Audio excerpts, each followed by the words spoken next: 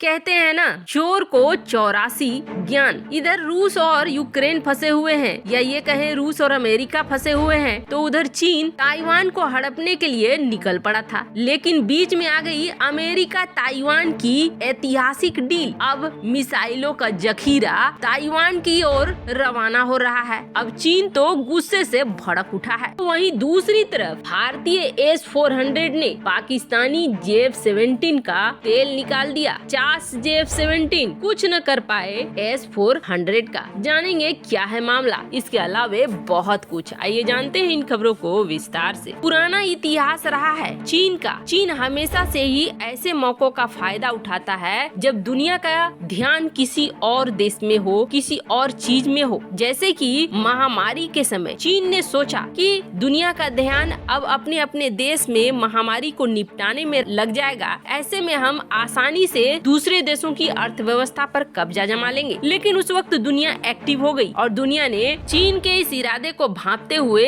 अपने यहाँ के नियमों में कर दिया बदलाव। चीन यहाँ पर मुंह की खा गया। फिर आप याद करें तो भारत और चीन की लड़ाई 1962 की, वो दौर भी ऐसा था जब अमेरिका और रूस बिल्कुल आमने सामने आ गए थे। तब भी चीन ने फायदा उठाया और इस उलझन में रूस और अमेरिका रहे और इधर भारत पर हमला कर दिया। ये दुनिया अच्छी तरीके से समझ गई है और अमेरिका भी जानता है कि चीन इसी तरह के मौके की तलाश में है। अब हाल फिलहाल में बहुत ही ज्यादा ताइवान की तरफ जिस तरीके से घुसपैठ बढ़ाई, उससे समझ में आ गया कि चीन अब यहाँ पर आगे बढ़ेगा। पर चीन के तो होश उड़ा दिए हैं अमेरिका ने। चीन की सोच पर बड़ी पानी फिर गई है कि दक्षिण चीन सागर में वो अकेला बादशाह है और चाहे तो किसी भी देश को परेशान करता रहेगा, चाहे इंडोनेशिया हो, फिलीपींस हो या फिर वियतनाम हो, ताइवान हो, कोई उसे रोक नहीं पाएगा। पर अमेरिका ने एक ऐलान कर दिया और इस ऐलान के बाद जहां ताइवान बेहद खुश है तो वहीं चीन बुरी तरीके से भड़क गया है। ताइवान खुश इसलिए है क्योंकि ताइवान इतने सालों से जो चीज अमेरिका से मांगता रहा था, अब वो अमेरिका देने वाला है। अब हाल के महीनों को उठाकर आप देखेंगे तो ताइवान और अमेरिका के बीच कई ऐसी डील हुई है जो खास तौर पर डिफेंस डील है और बेहद संवेदनशील डील है। यानी कि उन हथियारों को देने के लिए भी अमेरिका तैयार हुआ है, जल्दी जिसे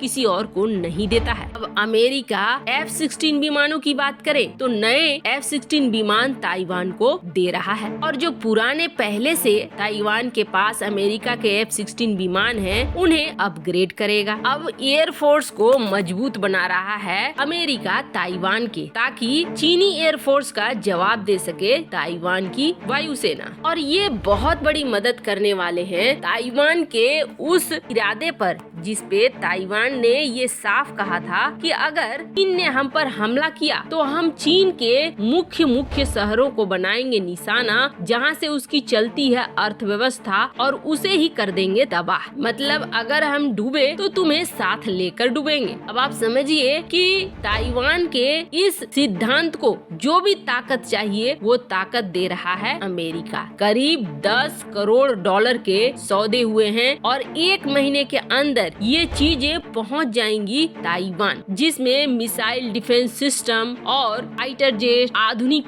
गोले बारूद वगैरह सब कुछ है। अब इससे बिलबिलाना तो तय ही था। बिलबिला गया चीन। चीन के जो विदेश मंत्रालय के प्रवक्ता हैं झाओ लिजियान, उसने कहा चीन इस कार्रवाई का कड़ा विरोध और निंदा करता है, अमेरिका को तुरंत वापस लेना चाहिए वगैरह वगैरह। लेकिन अमेरिका लगातार यहाँ हथियारों की सप्लाई कर रहा है। अगर ताइवान और चीन में लड़ाई होती है, ताइवान को कब्जाने की कोशिश करता है चीन, तो चीन को भी भयंकर नुकसान हो, अमेरिका इसकी पूरी तरीके से व्यवस्था कर रहा है। जहाँ एक तरफ ये खेल चल रहा है तो वहीं दूसरी तरफ जैसा कि भारत में S-400 आया और S-400 की तैनाती भारत ने कर दी पाकिस्तान से लगते हुए बॉर्डर के पास। कई ऐसे एक्सपर्ट थे जो पहले इस दुविधा में थे और ये मान रहे थे कि चीन की तरफ तैनाती होगी, लेकिन इसके उलट भारत ने कर दिया इसे पाकिस्तान बॉर्डर के पास तैनात। पाकिस्तान बॉर्डर के पास क्यों तैनात किया? इसलिए तैनात किया कि चीन जिस रणनीति को बनाकर चल रहा है उसकी पहली तोड़ तो यहीं पर हो गई। अब है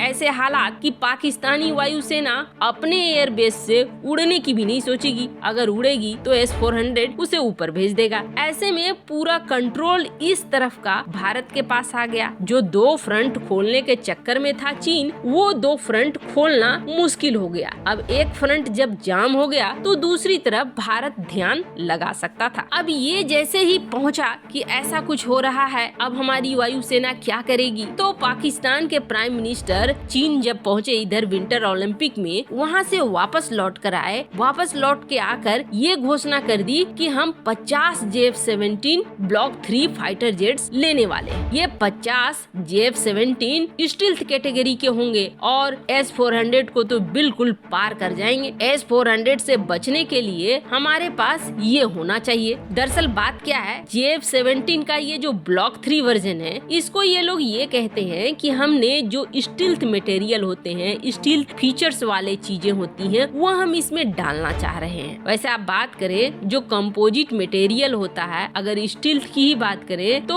भारत के तेजस में भी 45% ऐसे मटेरियल लगे हुए हैं जिसे आप स्टील्थ कैटेगरी में ला सकते हैं। पर न तो इसका मतलब ये है कि तेजस स्टील्थ फाइटर जेट बन गया और न ही JF-17 के मामले में इसका मतलब ये है कि JF-17 में ये कंपोजिट मटेरियल लगा दिए तो ये बन गया स्टील्थ। जो S-400 सिस्टम तैनात हुए हैं, ये S-400 सिस्टम न सिर्फ दुश्मन देश के फाइटर जेट को मारकर गिरा देंगे, बल्कि ये जो अवाक सिस्टम, अर्ली वार्निंग सिस्टम अपने फाइटर जेट के ऊपर लगाकर दौड़ता है पाकिस्तान, उसका भी अगर इन्होंने इस्तेमाल किया तो बहुत जल्दी पकड़ लेगा S-400 और उसे मारकर गिरा देगा। S-400 के सामने आने के लिए पाकिस्तानी वायुसेना को अपने एयरबोर्न अर्ली वार्निंग सिस्टम और रडार्स को भी छोड़ने होंगे। 400 की ऐसी क्षमता है कि ये उन चीजों को और भी ज्यादा अच्छे से पकड़ लेता है। जरा सोचिए कि JF-17 फाइटर जेट लड़ने आए और बिना